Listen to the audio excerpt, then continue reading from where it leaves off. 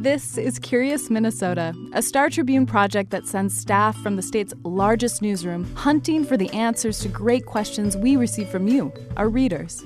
Questions like, why does everyone love to hate Edina? How does Minnesota have so many Fortune 500 companies? What's the story behind Minnesota Nice? We're here to answer everything you want to know about the state's people, places, and culture.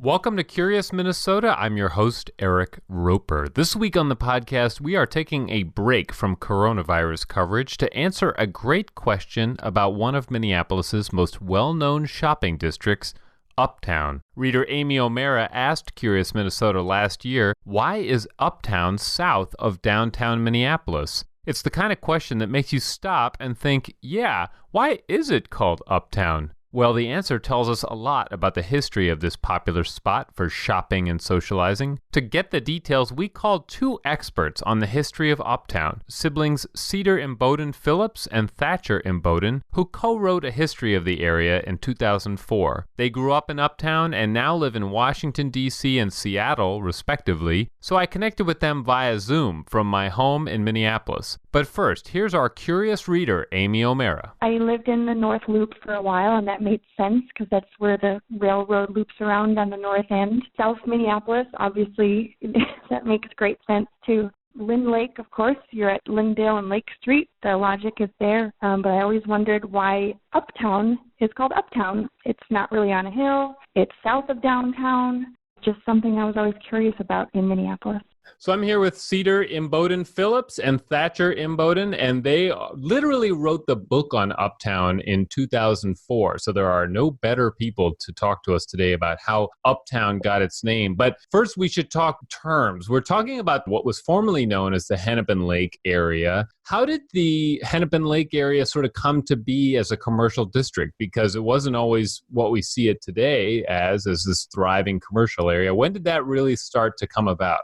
The Uptown area really started intensifying around 1900. Previously, the area had some housing and people would come out to go to the lakes, and there were some businesses like farms and ice houses in the late 1800s. But, the area along Hennepin had been a parkway, which really kind of kept its character more as residential. Right around 1900, when that designation lifted, really started to see an intensification, streetcar and commercial buildings starting to pop in. And so really in the 19-teens and 20s, we started seeing much larger commercial buildings grow in that area. It's also worth mentioning that both Calhoun School and West High School were constructed in that era and really intensified as more people moved into the community. They had to continue to make the schools larger to handle growing student population. Okay. And so we have this sort of burgeoning Hennepin Lake area. It's really sort of coming into its own. Now, Cedar, 1929 is this important year. What is sort of happening right then? 1929 was really a busy year in Uptown commercial history. The district was booming. There were new theaters open. There were lots of shops, restaurants. It was becoming definitely a destination place. People were taking the streetcar there to grab a movie, get dinner. The business community wanted to differentiate themselves and really reflect this growing district. So they looked to Chicago. Chicago at the time had the booming, prosperous Uptown district. And so the people here in Minneapolis thought, well, if it worked for Chicago, it would work here in Minneapolis. So they decided to take the Uptown name, apply it to Uptown Minneapolis, take the Lake and Hennepin area and really brand it. We think of branding as being such a modern concept, but it was really the same thing. They wanted to brand Uptown as a regional commercial destination. They quite literally branded it, right? I mean, they put it right on the front of a theater. What we now know is the Uptown Theater was called the Lagoon Theater, and then it was renamed the Uptown Theater.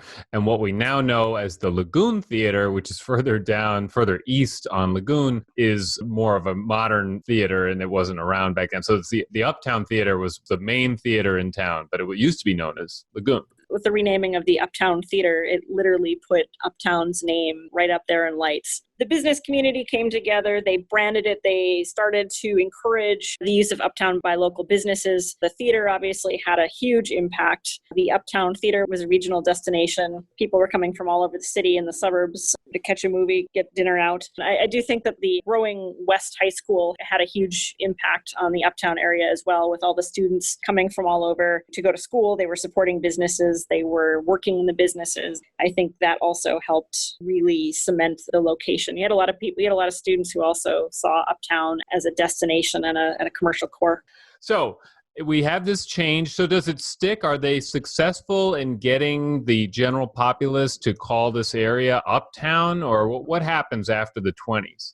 So it took a while. I mean, what's interesting is that if you go back and look at the data, there were businesses that added Uptown to their name starting in the 1930s. So in 1930, the records indicate there were about 3 businesses in the core Uptown area that had Uptown in their name. But by 1935, there were about a dozen. And it's kind of stayed that way since then, whether you're looking at the 1960s or the 70s or even into the 80s. And so, there were some adopters to that Uptown name. Now, however, if you go and talk to people who were involved in whether it was the business community or grew up in the neighborhood, whether that was back in the 40s or, into the 70s, to them, it's always been Hennepin-Lake. And so it's interesting if you look at the city plans, the official city planning documents and studies that have been done over the years from the 30s, until today, really wasn't until the late 1980s and early 1990s that the city started referencing the community not as Hennepin-Lake, but more as Uptown. So what this sort of reveals is that, for most of the 20th century, this was still Hennepin-Lake. Yeah, as a 1980s kid, it's always been Uptown to me, but a lot of folks that we talk to and who've lived in the neighborhood again or, owned a business, it was Hennepin-Lake for a really long time. It really wasn't until the 1980s that it started to kind of morph over to becoming Uptown. The 1980s were really a pivotal decade for Uptown as a neighborhood, and certainly as a neighborhood with a name. The 1980s was a period of big change. West High School closed, but at the same time, Calhoun Square opened. So the neighborhood had a lot of change, both good and bad. As a commercial destination with the opening of Calhoun Square, things really shifted. So the time was right for a big shift in the name as well. I think Calhoun Square became a major Twin Cities-wide destination, and so Uptown took on an even broader regional destination status in a way that it hadn't had since maybe the 1940s or so. I do think with the 1980s, with Calhoun Square opening, you also have Prince's song, Uptown, coming out in 1980. He also had his Calhoun Square song as well, but Uptown started to take off. I would also argue that in the 1980s, you also start to have community members, just neighborhood residents and people who lived and worked there started to think about themselves as living or working in Uptown in a way that hadn't happened before. You start to see Uptown being referenced more in the neighborhood newspapers. You have neighborhood organizations. I think those also had an impact on the way people thought about where they lived and worked and shopped. And I should just add, when I was working on this story, John Megan, the owner of Top Shelf Tailors, which is now at Lynn Lake, he was saying in the late 70s, businesses were kind of trying to distance themselves from the sort of seedier connotations of Hennepin Avenue and Lake Street. And his quote about this was that Hennepin and Lake was like a double negative. It conjured up 2 very bad images in the minds of most people. And if you were a business and you got called, a common thing people used to say is it safe to get out of my car? So his comments is sort of talking a bit about maybe some of the urgency to find some new branding for this area as we sort of moved into the 80s there. So Uptown now has finally stuck. We have elsewhere in Minneapolis efforts to change the names of neighborhoods. We have We Do for West Downtown, East Town for East Downtown. But what does this all tell us about the success of trying to forcibly change the name of an area and how easy that is to do? I think the biggest lesson is if you want a name to stick, you need to get as many people to begin to use that as possible. I think anytime you have a business organization alone or a neighborhood organization alone trying to encourage the use of a specific name, it's just not going to catch on. You need the general public to embrace it. You need the people who live there or who visit or work there to take it on as their own. Now that makes it a little bit messier. That's why you have all these controversies and people get into heated arguments about the borders of Uptown or about other neighborhoods. That's something else we haven't discussed, is that Uptown now refers to a much larger area to some people than just Hennepin-Lake, right? Absolutely. You search the rental listings or house listings, and you can be down in Kingfield, and people will try to argue that that's an uptown location. And on the flip side, I remember in the kind of early to mid 2000s, there was a robbery at 27th and Hennepin, and the newspaper wrote about it as a robbery in Uptown. And there were businesses reaching out to the newspaper saying, if it's on the other side of 28th, it is not Uptown, that's South Hennepin.